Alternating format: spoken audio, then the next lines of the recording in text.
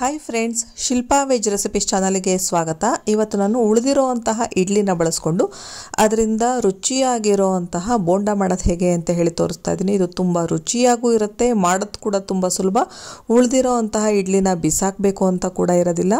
Waste ಮಾಡದೆ ನಾವು ಅದರಿಂದ ರುಚಿಯಾಗಿರುವಂತಹ ಬೋಂಡ ಮಾಡ್ಕೊಂಡು ತಿನ್ಬೋದು. ಬನ್ನಿ ಹಾಗಿದ್ರೆ ಹೇಗೆ ಮಾಡೋದು ನೋಡೋಣ. ಫಸ್ಟು ಇದಕ್ಕೆ ಒಂದು ಚಟ್ನಿ ಮಾಡ್ಕೊಳ್ತಾ ಇದ್ದೀನಿ. ಮಿಕ್ಸಿ ಜಾರಿಗೆ ನಾನಿಲ್ಲಿ ಹಸಿಮೆಣಸಿನ್ಕಾಯಿ ತೊಗೊಂಡಿದ್ದೀನಿ. ನೆಕ್ಸ್ಟು ಕೊತ್ತಂಬರಿ ಸೊಪ್ಪು ಮತ್ತು ಬೆಳ್ಳುಳ್ಳಿ ಮತ್ತು ಉಪ್ಪನ್ನು ಹಾಕ್ಕೊಳ್ತಾ ಇದ್ದೀನಿ. ಜೊತೆಗೆ ಸ್ವಲ್ಪ ಜೀರಿಗೆ ಹಾಕಿ ಇದನ್ನು ರುಬ್ಕೊಳ್ತಾ ಇದ್ದೀನಿ. ಈಗ ರುಬ್ಬಾಗಿದೆ. ನೆಕ್ಸ್ಟ್ ಈಗ ಕಡಲೆ ಹಿಟ್ಟನ್ನ ತೊಗೊಳ್ತಾ ಇದ್ದೀನಿ ಒಂದು ಬೌಲಿಗೆ. ಕಡಲೆ ಹಿಟ್ಟು ಎಷ್ಟು ಬೇಕೋ ನೋಡಿಕೊಂಡು ಕಲಿಸ್ಕೊಳ್ಬೇಕಾಗತ್ತೆ. ನೆಕ್ಸ್ಟು ಇದಕ್ಕೆ ಓಮ್ ಕಾಳು ಅಥವಾ ಅಜ್ವೇನ್ ಅಂತಾರಲ್ಲ, ಅದನ್ನು ಸ್ವಲ್ಪ ತೊಗೊಂಡು ಕೈಯಲ್ಲಿ ಕ್ರಷ್ ಮಾಡಿ ಹಾಕ್ಕೊಳ್ತಾ ಇದ್ದೀನಿ. ಜೊತೆಗೆ ಉಪ್ಪನ್ನು ಕೂಡ ಹಾಕ್ಕೊಳ್ತಾ ಇದ್ದೀನಿ. ನೆಕ್ಸ್ಟ್ ಇದಕ್ಕೆ ಒಂದು ಸ್ಪೂನ್ನಷ್ಟು ಅಕ್ಕಿ ಹಿಟ್ಟನ್ನ ಹಾಕ್ಕೊಳ್ತಾ ಇದ್ದೀನಿ. ಅಕ್ಕಿ ಹಿಟ್ಟು ಆಪ್ಷನಲ್, ಬೇಕಂದರೆ ಹಾಕ್ಕೊಳ್ಬೋದು, ಇಲ್ಲಾಂದರೆ ಸ್ಕಿಪ್ ಕೂಡ ಮಾಡ್ಕೊಳ್ಬೋದು. ನಾನಿಲ್ಲಿ ಗರಿಗರಿ ಆಗೋದಕ್ಕೆ ಅಕ್ಕಿ ಹಿಟ್ಟನ್ನ ಬಳಸ್ಕೊಳ್ತಾ ಇದ್ದೀನಿ. ಮತ್ತು ಸೋಡಾ ಹಾಕಿಲ್ಲ ನಾನು, ಹಾಗಾಗಿ ಅಕ್ಕಿ ಹಿಟ್ಟು ಹಾಕೋದು ಸ್ವಲ್ಪ ಇಂಪಾರ್ಟೆಂಟ್ ಆಗುತ್ತೆ ಸೋಡಾ ಹಾಕ್ದಲೇ ಇದ್ದರೆ.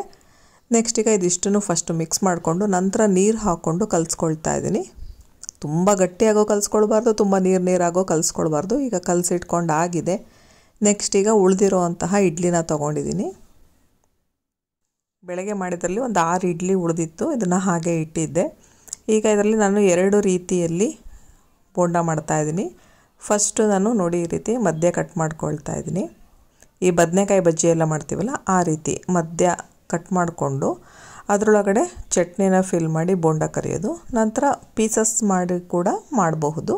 ನಾನಿಲ್ಲಿ 2 ಥರ ಕೂಡ ಮಾಡ್ಕೊಳ್ತಾ ಇದ್ದೀನಿ. ಒಂದು 2 ಮಾತ್ರ ಫುಲ್ ಇಡೀ ಇಡ್ಲಿನ ಬಳಸ್ಕೊಂಡು ಮಾಡ್ತಾಯಿದ್ದೀನಿ. ಉಳಿದಿದ್ದೆಲ್ಲದನ್ನು ಕೂಡ ಈ ಥರ ಸಣ್ಣದಾಗಿ ಕಟ್ ಮಾಡ್ಕೊಳ್ತಾ ಇದ್ದೀನಿ.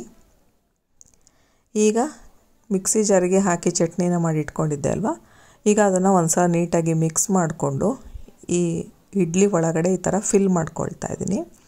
ಇದು ತುಂಬ ಸ್ಪೈಸಿಯಾಗಿ ಇರುತ್ತೆ, ಚೆನ್ನಾಗಿ ಕೂಡ ಇರುತ್ತೆ. ಒಂಥರ ಡಿಫ್ರೆಂಟಾಗಿ ಚೆನ್ನಾಗಿ ಅನಿಸುತ್ತೆ. ಬ್ರೆಡ್ ಬೋಂಡ ತಿಂದಂಗೆ ಆಗುತ್ತೆ, ಅಥವಾ ಪನ್ನೀರ್ ಅಥವಾ ಬ್ರೆಡ್ ಬೋಂಡ ಎಲ್ಲ ತಿಂತೀವಲ್ಲ ನಾವು, ಆ ಟೇಸ್ಟ್ ಅನಿಸುತ್ತೆ. ಇಡ್ಲಿಯಿಂದ ಮಾಡಿದ್ದು ಅಂತ ಅನಿಸೋದು ಇಲ್ಲ ಕೂಡ. ಈಗ ಈ 2 ಕೂಡ ಈ ಥರ ಫಿಲ್ ಮಾಡಿ ಇಟ್ಕೊಂಡಿದ್ದೀನಿ. ಈಗ ಫಸ್ಟಿಗ ಇದ್ರ ಬೋಂಡ ಮಾಡಬೇಕು. ಈಗ ಕಡಲೆ ಹಿಟ್ಟು ಏನು ಕಲಿಸ್ಕೊಂಡು ಇಟ್ಕೊಂಡಿದ್ದೆ ಅಲ್ವಾ, ಇದಕ್ಕೆ ನಾನು ಕಾಯಿಸ್ಕೊಂಡಿರೋವಂತಹ ಎಣ್ಣೆನ ಹಾಕ್ಕೊಳ್ತಾ ಇದ್ದೀನಿ. ಕಾಯಿಸಿರೋ ಎಣ್ಣೆ ಹಾಕೋದು ತುಂಬಾ ಇಂಪಾರ್ಟೆಂಟು. ಒಂದು 2-3 ಸ್ಪೂನ್ನಷ್ಟು ಕಾಯಿಸಿರೋವಂತಹ ಎಣ್ಣೆನ ಹಾಕ್ಕೊಂಡು ಕಡಲೆ ಹಿಟ್ಟನ್ನು ಚೆನ್ನಾಗಿ ಮಿಕ್ಸ್ ಮಾಡ್ಕೊಳ್ಬೇಕು. ಈಗ ಚೆನ್ನಾಗಿ ಮಿಕ್ಸ್ ಆಗಿದೆ. ಈಗ ನಾನು ಈ ಇಡ್ಲಿನ ಇದ್ರೊಳಗಡೆ ಡಿಪ್ ಮಾಡಿಬಿಟ್ಟು ಕಾದಿರೋವಂತಹ ಎಣ್ಣೆಯಲ್ಲಿ ಕರಿತಾ ಇದ್ದೀನಿ. 2 ಸೈಡು ಕೂಡ ಕರ್ಕೊಳ್ಬೇಕಾಗತ್ತೆ. ಎಣ್ಣೆ ಕೂಡ ಅಷ್ಟೇ ಚೆನ್ನಾಗಿ ಕಾದಿರಬೇಕು. ಹೈ ಫ್ಲೇಮು ಇಡಬಾರ್ದು, ಲೋ ಫ್ಲೇಮು ಇಡಬಾರ್ದು, ಮೀಡಿಯಮ್ ಫ್ಲೇಮ್ ಅಂದರೆ ಮಧ್ಯಮ ಉರಿಯಲ್ಲಿ ಇಟ್ಟು ನಾವು ಈ ಬೋಂಡನ ಕರಿಬೇಕಾಗತ್ತೆ. ಚೆನ್ನಾಗಿ ಫ್ರೈ ಆಗಬೇಕು. ಒಂದು ಸೈಡು ಫ್ರೈ ಆದಮೇಲೆ ತಿರುಗಿಸ್ಬಿಟ್ಟು ಇನ್ನೊಂದು ಸೈಡು ಕೂಡ ಚೆನ್ನಾಗಿ ಫ್ರೈ ಮಾಡಿಕೊಡ್ಬೇಕು.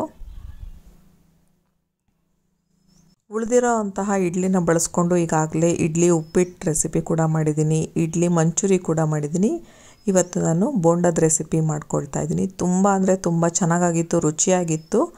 ಯಾರಿಗೂ ಕೂಡ ಅನ್ನಿಸ್ಲಿಲ್ಲ ಇದು ಇಡ್ಲಿಯಿಂದ ಮಾಡಿದ್ದು ಅಂತ ಹೇಳಿ. ಅಷ್ಟು ಚೆನ್ನಾಗಾಗಿತ್ತು, ಅಷ್ಟು ರುಚಿಯಾಗಿತ್ತು. ಇಡ್ಲಿ ಕೂಡ ವೇಸ್ಟ್ ಆಗಲಿಲ್ಲ. ಸಂಜೆ ಟೈಮು ಈವ್ನಿಂಗ್ ಚಾಟ್ಸಿಗೆ ಇದು ತುಂಬ ಚೆನ್ನಾಗಿರುತ್ತೆ. ಅಥವಾ ನೀವು ಏನಾದರೂ ತಿಳಿ ಸಾರು ಮಾಡಿದರೆ ಅದ್ರ ಜೊತೆ ಸೈಡ್ ಡಿಶ್ ಆಗಿ ಕೂಡ ಬಳಸ್ಕೊಳ್ಬೋದು. ಅಥವಾ ಅನ್ನದ ಜೊತೆ, ಬಿಸಿ ಬಿಸಿ ಅನ್ನದ ಜೊತೆ ಸೈಡ್ ಡಿಶ್ ಆಗಿ ಕೂಡ ಬಳಸ್ಕೊಳ್ಬೋದು. ತುಂಬ ಚೆನ್ನಾಗಿರುತ್ತೆ. ಈಗ ಇಡ್ಲಿ ಬೋಂಡ ರೆಡಿಯಾಗಿದೆ. ಈಗ ನೆಕ್ಸ್ಟು ಈ ಕಡಲೆ ಹಿಟ್ಟಿಗೆ ನಾನೀಗ ರುಬ್ಬಿರೋ ಅಂತಹ ಹಸಿಮೆಣಸಿನ್ಕಾಯಿ ಪೇಸ್ಟ್ ಇತ್ತಲ್ಲ, ಅದನ್ನು ಹಾಕ್ಕೊಂಡು ಮಿಕ್ಸ್ ಮಾಡ್ಕೊಳ್ತಾ ಇದ್ದೀನಿ.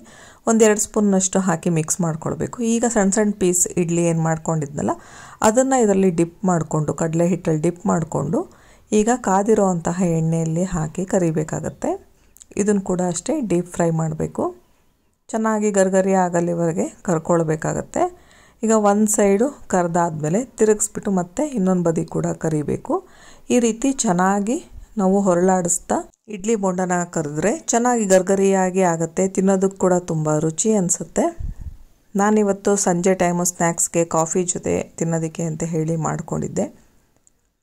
ತುಂಬ ಚೆನ್ನಾಗಾಗಿತ್ತು, ತುಂಬ ಡಿಫ್ರೆಂಟಾಗಿ ಕೂಡ ಇತ್ತು.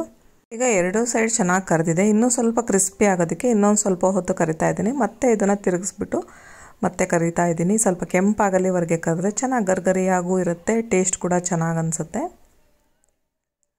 ಈಗ ಮತ್ತೆ ಇನ್ನೊಂದು ಸಲ ತಿರುಗಿಸ್ಬಿಟ್ಟು ಇದನ್ನು ಡೀಪ್ ಫ್ರೈ ಮಾಡ್ತಾಯಿದ್ದೀನಿ. ಸ್ವಲ್ಪ ಜಾಸ್ತಿ ಹೊತ್ತು ಮಾಡಿದಷ್ಟು ಚೆನ್ನಾಗಾಗುತ್ತೆ.